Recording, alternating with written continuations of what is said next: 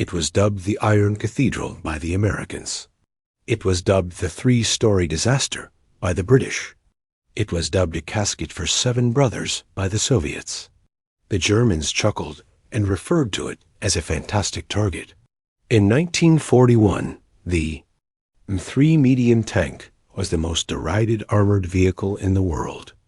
10 feet tall, with a gun protruding from the hull like a 1918 cruiser, it looked like something that belonged in the previous conflict. Every army that got one came up with new ways to make fun of it. However, this joke accomplished something that no British tank could in May 1942. Rommel's Panzer's cold was stopped by it. June of 1940. France was subjugated by German armor in 6 weeks. The French army was not outnumbered by the Punier divisions that destroyed it. Although German operators were more skilled, the French really possessed more tanks. German commanders knew how to concentrate armor at key locations, and their tactics were novel. American military strategists were able to comprehend what they were witnessing by watching the news reports. The nature of modern warfare has evolved. Tanks were no longer used as infantry support weapons. The deciding arm was the tank. There were about 400 tanks in the U.S. Army. The majority were machine gun-equipped M2 light tanks. Some of the more recent variants included tiny 37mm cannons. The most seasoned armored army in history would confront American forces if they joined the conflict. The Army knew exactly what it needed because its equipment was made for a different era of conflict. A 75mm gun mounted on a medium tank, not because of the caliber, but rather because of the potential of that ammunition. The weapon may destroy opposing tanks by firing armor-piercing bullets. That was evident, but it was also capable to destroying infantry positions, machine gun nests, and fortifications with high explosive rounds. Smaller guns couldn't do both. 40mm was the size of the British 2-pounder. There was no high explosive round that was effective. When British tanks encountered infantry or defended positions, they had nothing but machine guns. The 75mm was a weapon with 2 uses. One tank may support infantry while destroying enemy armor. That adaptability would be crucial. But American manufacturing couldn't construct a proper 75mm tank. Not quite yet. Precision engineering is necessary for tank turrets. The gun is situated inside a revolving ring that is fixed to the hull. Recoil forces slam rearward through the turret ring and into the hull structure when the gun fires. Larger guns have greater recoil. Bigger recoil necessitates bigger turret rings. To manage the forces involved, a 75mm cannon required a turret ring larger than 60 inches in diameter. American foundries in 1940 couldn't cast rings that huge. There was no precision machining. Building new foundries and training staff would take 18 months minimum. The M4 Sherman was already under development. The right tank, gun, and turret. However, the Sherman would not arrive on the battlefield in large quantities until the end of 1942. In 1941, the Army needed armor that could combat Pons immediately, not in 2 years. Everyone was uneasy with the solution that Rock Island Arsenal's engineers suggested. What would happen if the 75mm cannon was installed in the hull rather than a turret? The idea was out of date. Sponson-mounted weapons had been utilized in World War I tanks. Although current tank tactics required rotating turrets for flexibility, naval warships continued to use them. The arc in which a sponson gun could fire was restricted. The entire tank had to turn in order to engage objectives on the flank. That delay could be lethal in a war that moves quickly. All of this was known to the engineers. In any case, they suggested the design because having a 75mm cannon in a sponson was always preferable to having nothing at all. That development was authorized by the Army in July 1940, a first. Prototype was ready by January 1941. Production began. In August. 10 feet was the height of the M3 medium tank. In contrast, the Sherman would be 9 feet tall. A contemporary M1 Abrams is 8 feet tall. Everything was overshadowed by the M3. Components were stacked to get the height. In the back was an aircraft engine. The radial engine on the right is the Continental R975, which was first intended for use in aircraft. Tall but strong and dependable. The front right hull held the 75mm sponson. A 37mm gun was mounted on a tiny turret above it to engage lesser targets. On top of that was a commander's cupola. 10 feet, 3 levels. The 3-story catastrophe. There were 7 crew members crammed inside. The armor was riveted steel, 51mm thick at the front. Those rivets were like gunshots waiting to happen to the crew inside. A rivet head on the inside may be sheared off by a non-penetrating blow on the exterior, turning it into shrapnel that would bounce around a packed steel box. These defects, along with the suicidal height, meant that American tankers did more than just make fun of the M3. They were afraid of it. There was no desire to engage in combat. However, American factories would produce 6,258 of them between August 1941 and December 1942. For 18 months, the British Fifth Army had been losing in North Africa. A small German force led by Field Marshal Erwin Rommel landed in February 1941 to aid the Italians. Within weeks, he had pushed the British back to the Egyptian border. He became the most dreaded commander in the desert in a matter of months. In November 1941, the British began Operation Crusader. Reims fortifications were attacked by more than 700 tanks. A tactical mess was the outcome. German anti-tank weapons were charged by British armor. British tanks were hit by German pawns from close range. Although the cost was enormous, the British were able to retake territory. More than 500 tanks were lost. However, Rommel lost more than half of his whole armored force, more than 300. Firepower was the issue. 2-pounder guns, 40mm weaponry with one serious defect, were carried by British Crusader and Stuart tanks. Only armor-piercing bullets could be fired by them. The 2-pounder was a pop gun. It had trouble getting past the frontal armor of the German Porter 3 at combat ranges. Poner 4 South and the more recent Poner 3 Specials were almost impervious. When British tank men struck German tanks, their shells would bounce off the tanks. Then, German 50mm guns would punch through British armor like paper. The math of involvement was terrible. British tanks might be destroyed by Germans at 800 meters, not at 400 meters. The British could hardly harm the Germans. Even worse, they were powerless against soft targets in the absence of efficient high-explosive rounds. German 88mm personnel discovered they could defend themselves in the open. It was a constant nightmare for the crews, knowing that the Germans could punch through their armor before the British could even aim.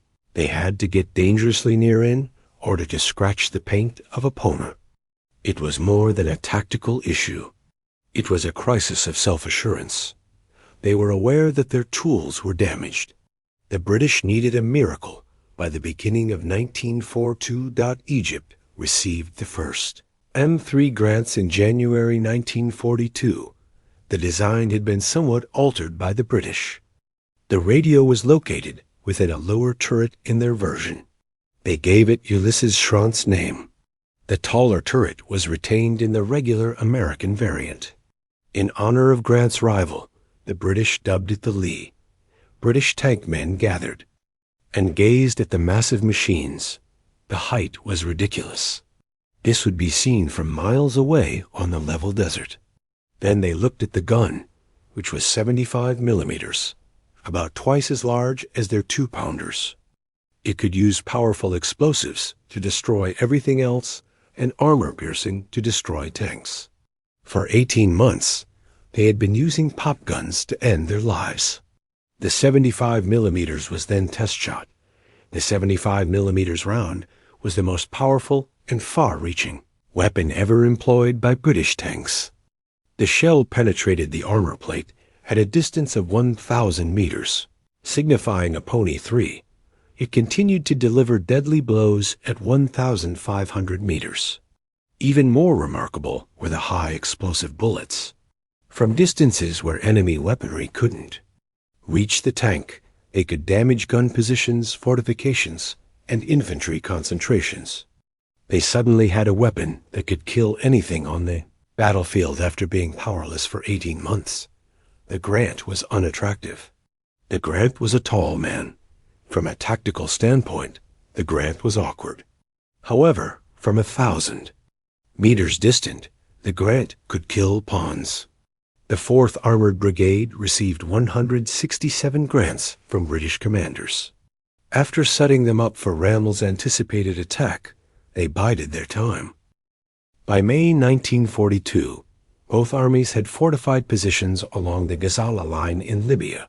560 tanks were under Rommel's command. 167 of the new awards with the 4th Armored Brigade were among the 850 that the British possessed. The arrival of tall, ungainly American vehicles with hull-mounted guns was reported by German intelligence. The threat was rejected by Rommel's employees. These tanks were apparent targets due to their height.